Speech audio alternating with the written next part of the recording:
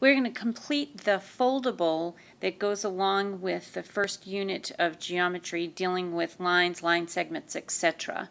So this is the outside of the foldable, and flip it, turn it inside. So fold those two sides down and we'll fill in the reverse side of this.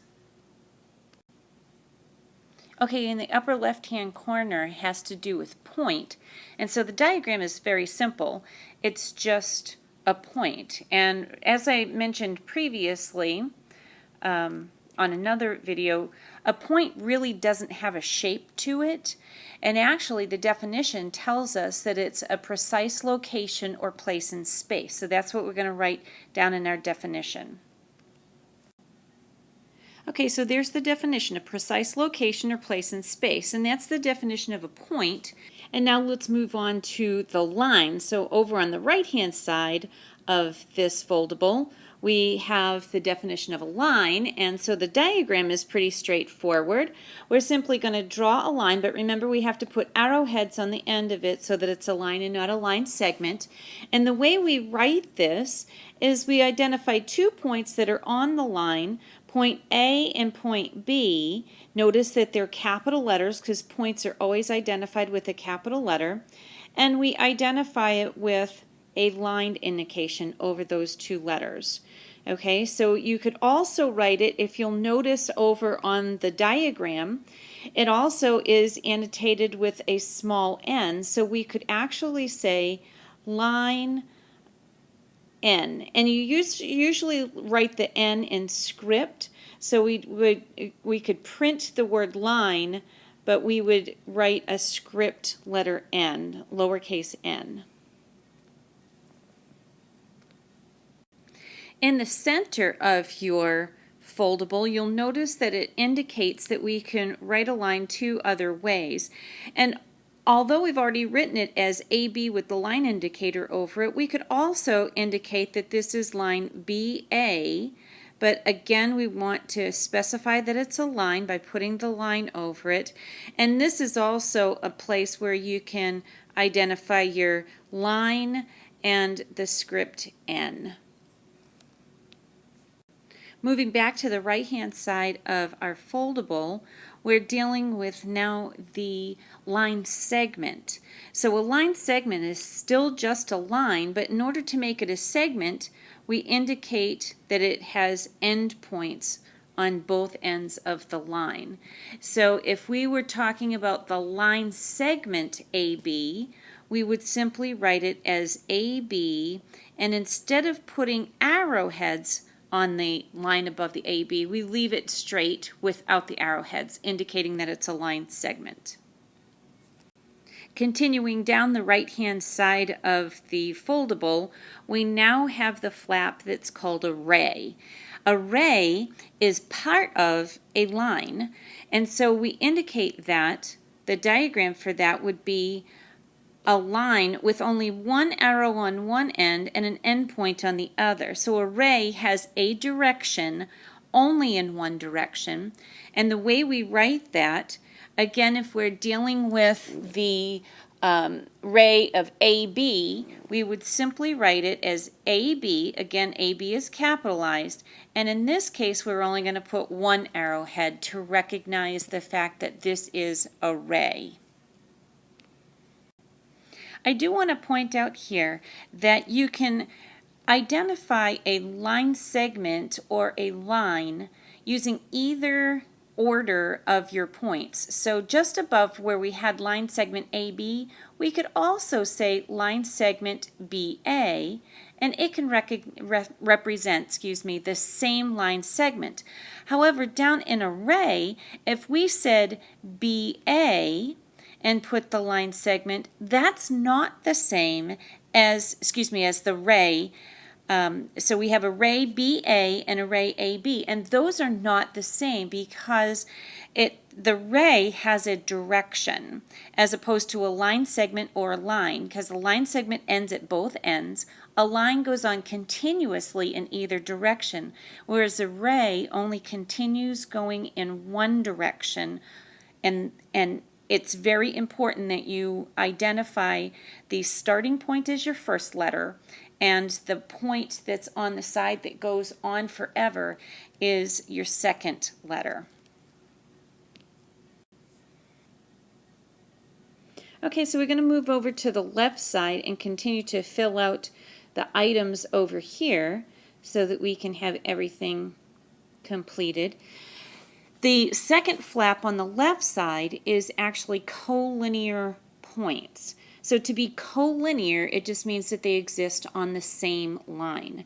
So when we diagram something like that, we would actually use a line, and something being collinear means that there's multiple points that fall on the same line. So there's the definition of collinear, points that are on the same line. Just below that we have the coplanar tab, and so we're going to identify the diagram for that. And the easiest way to diagram that is to kind of draw a parallelogram so that it looks like a plane that's laying flat, because the definition of a plane is a flat surface.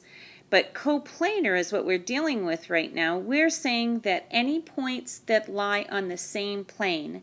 Now, to be coplanar, they cannot be collinear, because if they're collinear, then they're just creating a line. So they must be 3 points that are not collinear, lying on the same plane. So here's the definition for coplanar. 3 or more points that are not collinear and lie on the same plane. So now let's fill out the remaining information on the middle of this particular foldable. So to complete this information, we have to pay attention to the plane that's just above. And one of the things that I want you to pay attention to is there's a mistake on this foldable. This is not called plane A, as it's indicated here, but it's actually called plane Z. You'll notice that because the Z is in the plane in the the lower right-hand corner of the plane, and typically it would be a script letter, but a script Z looks kind of funny, and so it has not been identified as Z. So I just want you to cross through plane A and indicate it as being plane Z. And the other ways of identifying a plane is to name it using 3 points that are not collinear but that are on that same plane. So all of the points identified up there that are on the plane would be A, E, B, and C. So we just have to make sure that we pick 3 that are not collinear.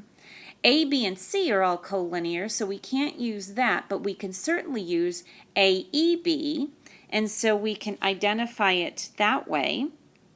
So A, E, B would be one way of identifying it. We could also say E, B, C,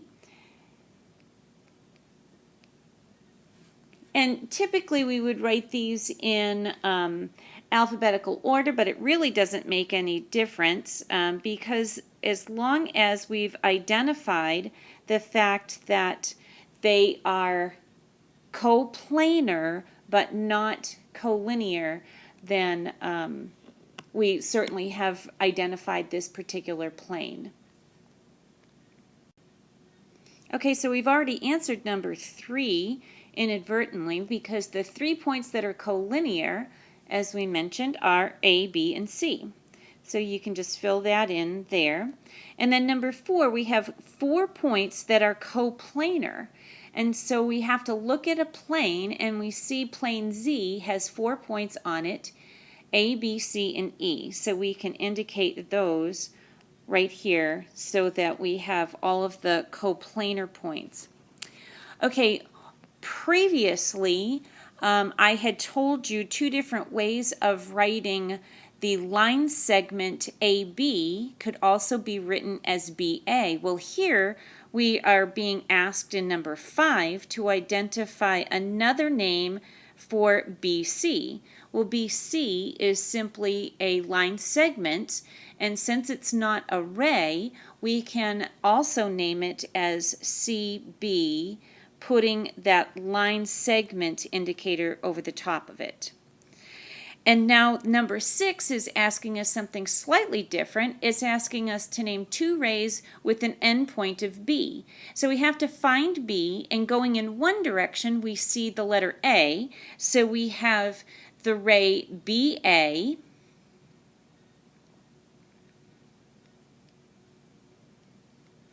and make sure to put the arrowhead on there. We also have a ray BD. We could also indicate BC as being a ray. And so we have several different ways of indicating a ray that has an endpoint of B. Okay, so now that you've got it all filled out, you can certainly fold it if you haven't done so already, cut the lines where it indicates, and glue it onto your page with the other notes.